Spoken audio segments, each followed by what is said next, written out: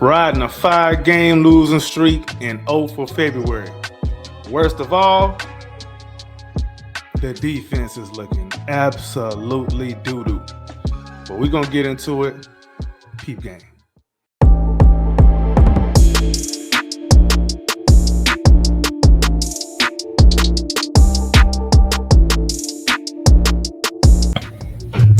Welcome back to the incredible Rockets Propaganda Channel. I am your man's AK Infinity. Follow me on Twitter /X at AK_Infinity_VVS. I really wish I was coming to y'all in much better spirits, but I'm not. Rockets is riding a 5-game L streak, longest of the season after losing to the Minnesota Timberwolves, where the Rockets really had the game in control at halftime, and it all just kind of fell apart in that fourth quarter, man. It all fell apart, man. The defense just wasn't there. The offense died. As soon as the team goes on, the offense just died. Like it ain't never been there. Like we don't have no offensive scheme installed to be able to attack a zone defense. It's terrible, man. It's terrible. It's terrible out there, but I just remember being told a few things over like the last few weeks. I've been told something. They told me, this is what I was told. I was told, hey, Jabari not getting his starting spot back. Oh, we need to trade Jabari for a bag of gummy bears and some what they call them things, some sunflower seeds and some popcorn. That's what they said. They said we don't need Jabari no more.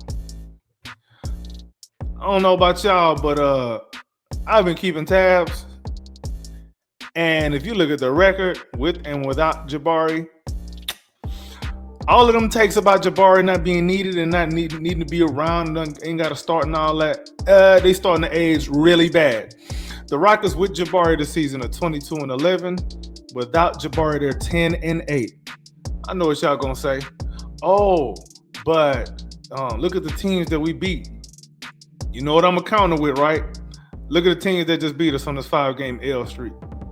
Brooklyn, one of the worst teams in the league, twice in that span. I'm not trying to hear nothing about Jabari can't get his starting spot back. I ain't even saying whose spot he should take. All I'm telling you is when Jabari come back from injury, from that broken hand, he's getting his spot back. You can argue with your mama, your daddy, your grandma, your plumber. You can argue with your pastor. You can argue with your groundskeeper. You can argue with your teacher. Argue with your keyboard. Whoever you want to argue with, whether or not they talk back or they know what the hell you talking about. Just understand, Jabari Smith Jr. is starting when he come back. See, y'all got ahead of yourselves a little bit. You was feeling yourself some, talking about you don't need Jabari no more. You was ready to ship him out. Ready to ship him out like that after what? What was that? After by what? 5-6 games? Oh, we can get rid of Jabari now. Blah, blah, blah. Y'all looking crazy now, ain't you? You looking mighty crazy. There's no you can't tell me that if Jabari plays in these last 5 games that we lose all 5. We might drop 1 or 2, but it ain't gonna be no 5-game losing streak. And you can't tell me that the Rockets would have lost any of the games that we won anyway without him. You can't tell me that. You can't tell me that. Jabari just makes a lot of what we want to do work on both ends. Y'all worried about some stats of what is actually showing up on the box score, when you don't realize that sometimes it's what you don't do that's equally as important. Jabari is not turning the ball over. Jabari be in the right spots on defense. He's good at helping his teammates out on defense. He knows how to space the floor very well, which creates driving lanes. He's not doing too much. He's letting everybody else cook. When a shot does come his way, he only takes good shots anyway. So when he does take a shot, it's a good one. Like, how many times has Jabari shot the ball and you're like, man, what the hell are you doing? Not very often. Not very often. So, I don't know what y'all talking about, man. I don't know what y'all's feelings is. Quite frankly, I don't care what y'all's feelings is. I'm just here to tell you. I'm just here to tell you, when Jabari come back and he get his starting gig back, don't be up in arms. Don't say you wasn't warned. Don't say nobody told you this and that. Don't nobody care about all that, bro. You see, you can tell Ime Udoka's face after some of these losses. He's just like, man, I wish I had somebody out there to do A, B, and C. Like, for example, in this zone, in this zone defense that we keep having issues with, save for the Cleveland game.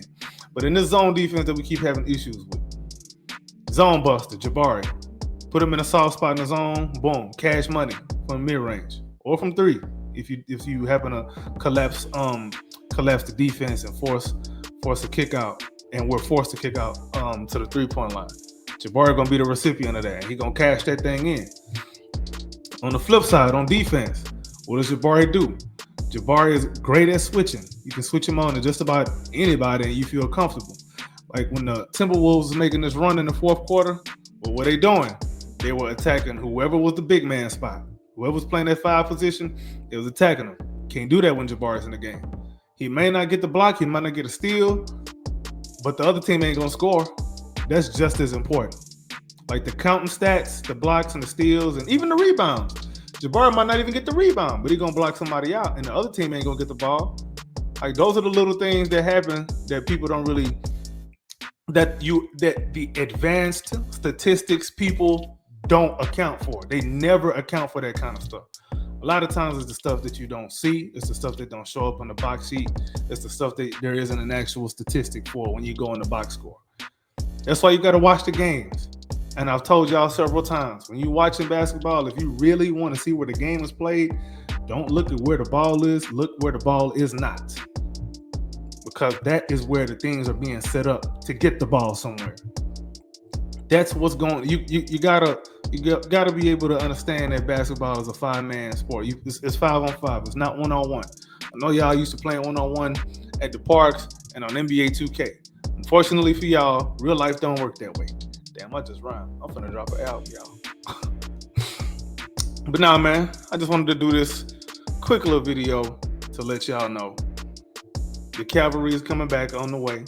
I know y'all was expecting some big trade line deal. I know a lot of y'all are crying and whining and complaining and in your feelings because we didn't go out and get Kevin Durant or Devin Booker or whoever the hell you wanted.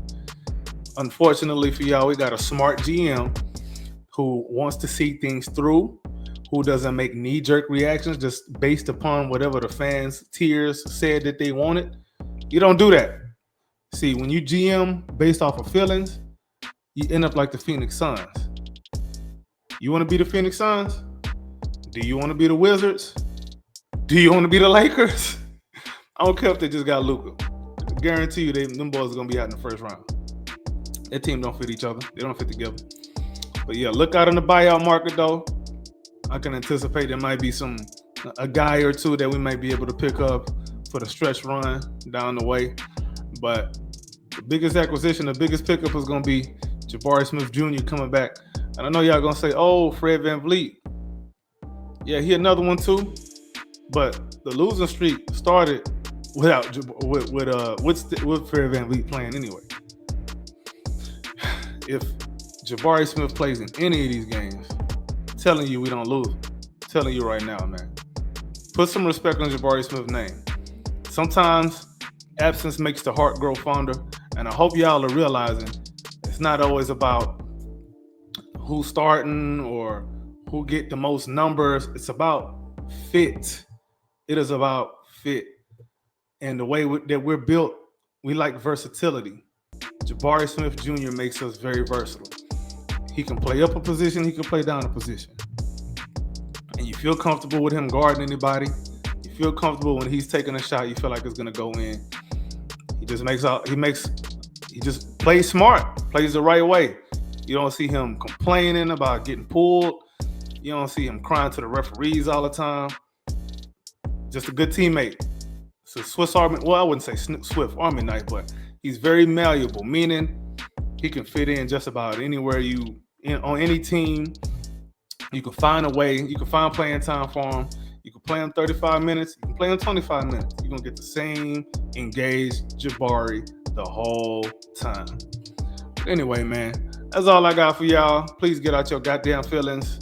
put some respect on Jabari Smith Jr.'s name. When he come back, ready for this stretch run, we really gonna see what the real Rockets are about. Rockets gonna make the playoffs. I don't feel no different than I already did. I understand when Jabari went down, we were the 2 seed, and now we're the 3 seed. We're 3 games behind the Memphis Grizzlies now for the 2nd seed. Not looking good, but that's okay because we don't play. We don't finish the picture. We don't finish painting the picture in February. All right, we're gonna zoom out. We're gonna see what the big picture look like. We're gonna take into account everything that we saw and not just a small little stretch. We're gonna look at the whole picture and we're gonna make our decisions based off of that. That's what Rafael Stone is doing. That's what Ime Udoka is also doing as well. Don't think that just because y'all say Jabari Smith don't need to start no more, don't think he gonna take your opinion into consideration. He's not gonna do it. He don't care about what you got to say. He care about getting dubs, and so do I. Now that being said, we're gonna go ahead and wrap it up. It's your man's AK Infinity. Follow me on Twitter /X at AKInfinity_VVS. Also, make sure you hit that like button because if you're still watching to this point, that means you like what you heard. So come back for some more. Go ahead and hit that subscribe button. Leave a comment for me down below and let me know if I'm tripping or not. Let me know if Jabari should start when he come back or not. Let me know what you think. Let me know if you think he should have been traded. I want to hear your thoughts too, man. But be sure to tune in to the live stream, the pre-games and halftime live streams that I'll be doing. We got the Dallas Mavericks coming up on Saturday, and then the Toronto Raptors on Sunday. So hit that notification bell too, so you can get all of that information. Check the description box below, and I'll let y'all in the next one, man. We gonna be all right though. One.